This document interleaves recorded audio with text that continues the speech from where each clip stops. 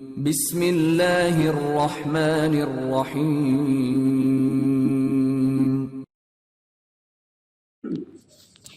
سمجھ لینا ضروری ہے کہ ایک مسلم کی تربیت کرتے ہوئے اسے درجہ ایمان تک لے کر کے جانا۔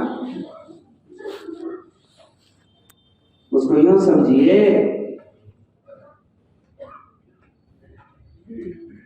کہ ایک آدمی کو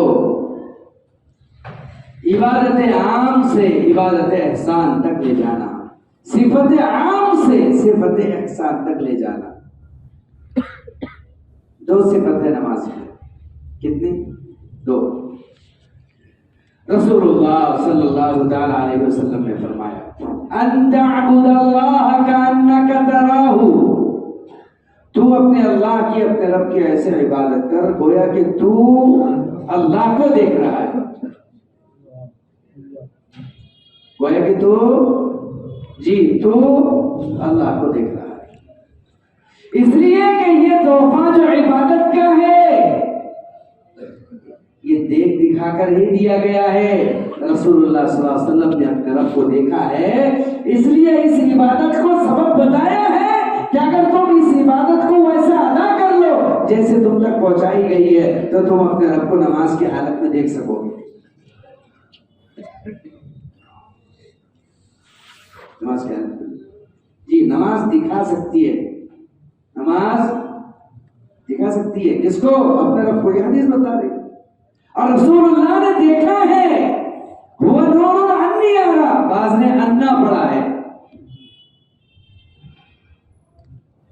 یہ عبادت آپ صلی اللہ تعالی علیہ وسلم تشریف لے کر کے آئے، حضرت مغیرہ بن شعبہ بیٹھے ہوئے ہیں، آپ نے پوچھا کئی اصبحت یا مغیرہ کیا حال ہے، کیسے صبح کی، کس حال میں ہو؟ حضرت مغیرہ بن شعبہ کہہ رہے ہیں اس حال میں ہوں کہ رب کی بنائی ہوئی جنت کو اپنی آنکھ سے دیکھ رہا ہوں، اس کے عرش و کرسی کو دیکھ رہا ہوں۔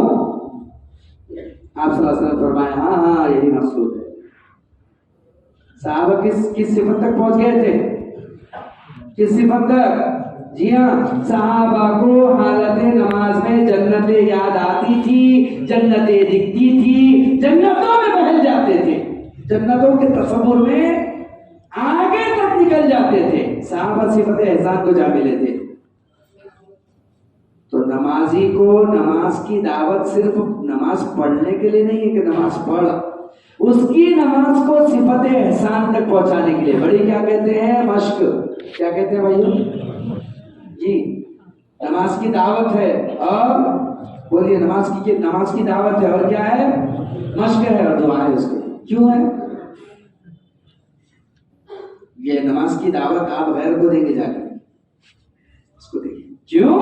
تاکہ اس میں صفت احسان پیدا۔ اب اللہ کے حبیب صلی اللہ علیہ وسلم آگے کہہ رہے ہیں کہ امت یہ نہ سمجھ لے ہم تو اپنے رب کو نماز میں نہیں دیکھ سکتے۔ اب کیسا؟ فَإِن لَمْ تَكُنْ تَرَاهُ فَإِنَّهُ يَرَاكَ، اگر تو اس کو نہیں دیکھ سکتا تیری کیفیت تو یہ ہونا ہی چاہیے کہ وہ تجھے دیکھ رہا ہے۔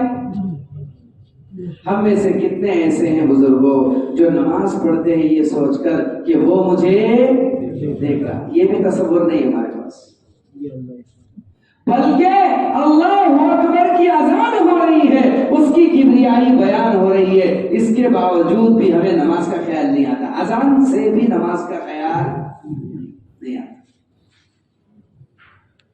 اب سمجھ میں آتا ہے صحابہ اذان کی آواز سن کر کیوں روتے تھے۔ اذان کو یا تو انبیاء نے سمجھا تھا، یا تو شیطان نے سمجھا تھا، یا تو صحابہ نبی علیہ السلام نے سمجھا۔ اذان نے شیطان نے اذان کی آواز کبھی نہیں سنی۔ جب بھی اذان ہوئی سمندروں میں چھپا تاکہ اذان کی آواز پانی کو پھاڑ کر کان میں نہ پڑے۔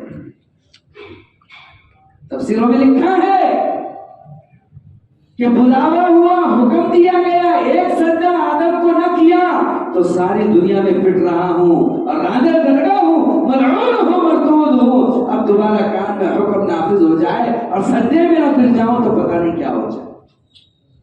تحمل نہیں کر پایا، تحمل نہیں کر پایا۔ لوگوں کا تصور ہے کہ لوگوں میں ایمان ہے، کس قدر ایمان ہے، کس قدر ایمان ہے۔ حضرت جی مولانا صاحب فرماتے تھے کہ اگر تمہیں اپنے اندر کے ایمان کا پتہ کرنا ہو تو دیکھ لینا، اگر اذان نے تمہیں دکان سے اٹھا دیا تو تمہارے اندر ایمان ہے۔ اذان نے دکان سے اٹھا دیا تو تمہارے اندر ایمان ہے۔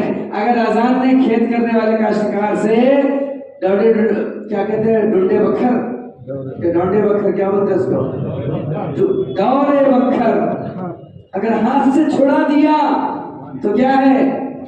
ایمان۔ اگر کاریگر کے ہاتھ سے آلات کو چھوڑا دیا تو کیا ہے؟ بس واضح ہے، یہ تھرمامیٹر ہے، تھرمامیٹر ہے۔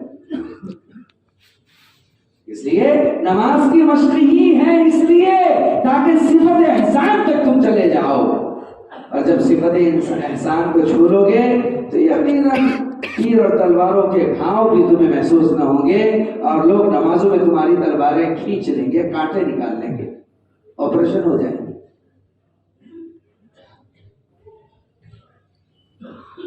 اس لیے یقین بڑھانے کی چیز ہے، یقین بڑھانے کی چیز ہے۔ ذرا غور سے سنیے بڑوں کی بات کا خلاصہ۔ ہر چیز کی تاثیر سمجھ میں آتی ہے یقین کی تاثیر سے، ہر چیز کی میں آتی ہے اس کی تاثیر سے۔ بات سمجھ رہے ہیں؟ یہ جو بات ہو رہی ہے بڑوں کی بات ہے۔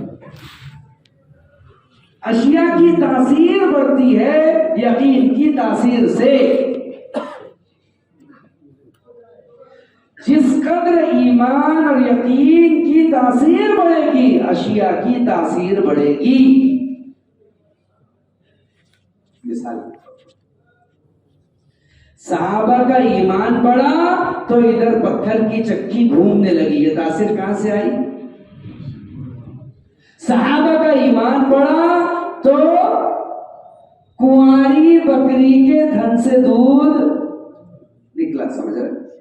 صحابہ کا ایمان بڑھا تو بغیر پھلدار درخت کے اور بے موسم پھل نیچے، سارے واقعات کو آپ کھنگال لو تو دیکھے گا کہ یقین کے بڑھنے کے اثر سے اشیاء کا اثر تھا۔ تمہارے میرے سر کا درد کیوں نہیں دور ہو رہا؟ اس لیے کہ نماز ہے لیکن یقین والی، سمجھ رہے بات؟ نماز ہے لیکن یقین والی۔ اس لیے کہ آج تک یہ سمجھ رکھنا ہے کہ نماز سے دکان میں برکت آتی ہے، نماز سے دکان میں برکت آتی ہے، نماز سے کاروبار اچھا چلتا ہے، نماز سے نفع زیادہ بڑھتا ہے، نماز سے اوپر والے نیچے والے سب راضی رہتے ہیں، نماز سے چہرے پر نور آتا ہے وغیرہ وغیرہ۔ آج تک نماز کو اس لیے نہیں پڑھا کہ نماز اللہ کا امر ہے جو بندے کو رب سے ملاتی ہے، یہ یقین کی کیفیت کبھی پیدا نہیں۔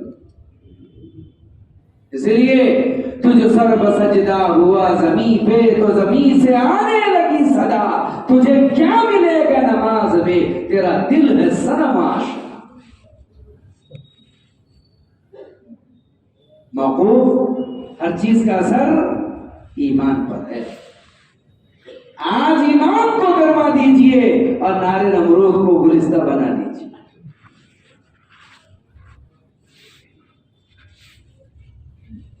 ہماری تعریف اللہ کے رسول نے کس چیز سے کی ہے؟ کبھی غور کیا ہے؟ نہیں کیا ہے تو کیجیے۔ رسول اللہ نے فرمایا تھا کہ 7 مرتبہ مبارکبادی ہو ان کو جن کے درمیان میں نہیں رہوں گا، وہ بے دیکھے اس پر ایمان لے کر کے آئیں گے۔ 7 مرتبہ، کتنے مرتبہ؟ 7 مرتبہ، یعنی ایمان بالغیب ہوگا، کس کا؟ ہمارا تمہارا۔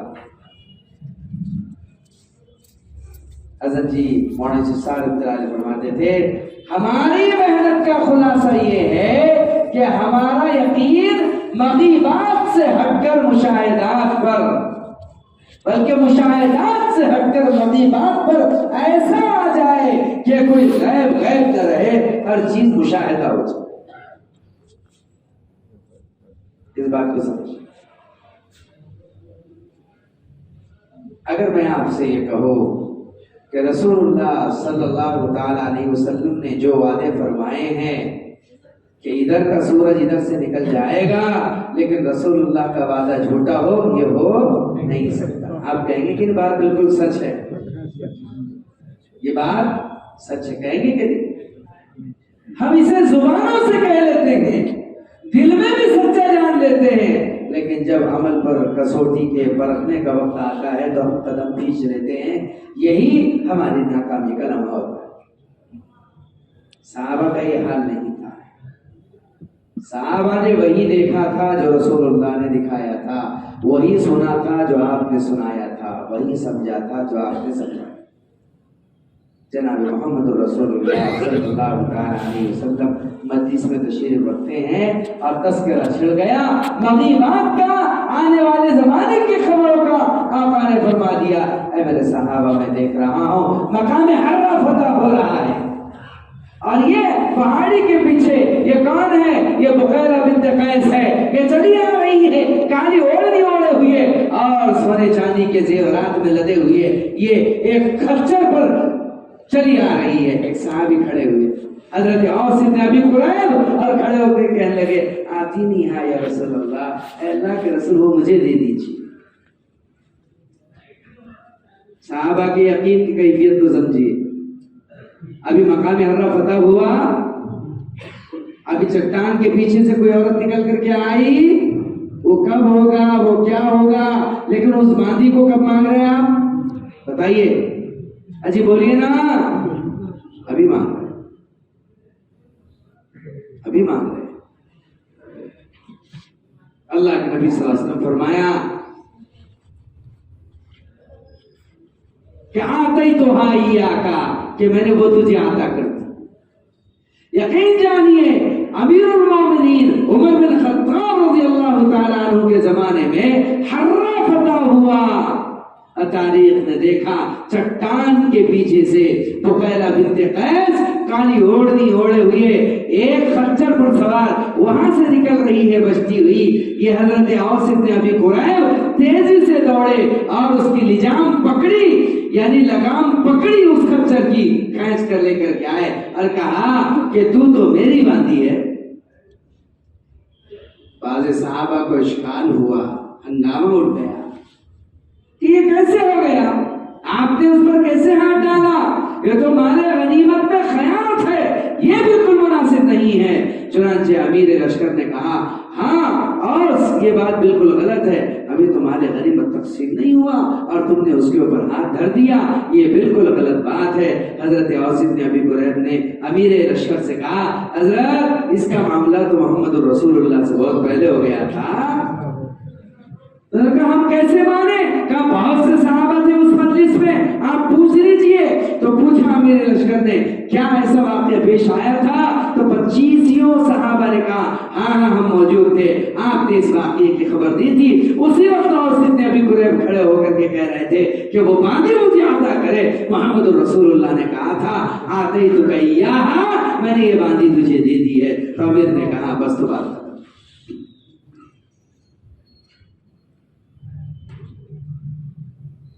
کیسا کامل یقین تھا، اور وہ یقین ہمیں بھی دکھایا گیا ہے جنتوں کی شکل میں، دین کی محنتوں کے کرنے پر جو انعامات ملیں گے اس کی شکل میں. انہوں نے قدم بڑھا لیا، ہم نے قدم ہٹا لیا. یہی فرق ہے، یہی فرق ہے. امیر المومنین حضرت عمر بن خطاب رضی اللہ تعالیٰ عنہ سر کو پیشانی کو پکڑے ہوئے بیٹھے ہیں، نقشہ ترتیب دے رہے ہیں. کیوں؟ کہا قیصر و کسریٰ کا معرکہ ہے، دنیا کا سب سے سپر پاور، سب سے بڑا طاقتور قیصر و کسریٰ. یہ معرکہ ہے، یہ لڑائی ہے. آپ سوچ رہے ہیں کس کو جنرل بنائیں، کس کو کپتان بنائیں، کسے سپہ سالار بنائیں، کس کی نام پہ اسلام کا جھنڈا دیں. آدھی رات کے قریب کچھ وقت ہو رہا ہے، آپ پریشان ہیں اور کل لشکر کی روانگی ہے. حضرت علی رضی اللہ تعالیٰ ملنے کے لیے آئے اور آ کر کے کندھے پر ہاتھ رکھا.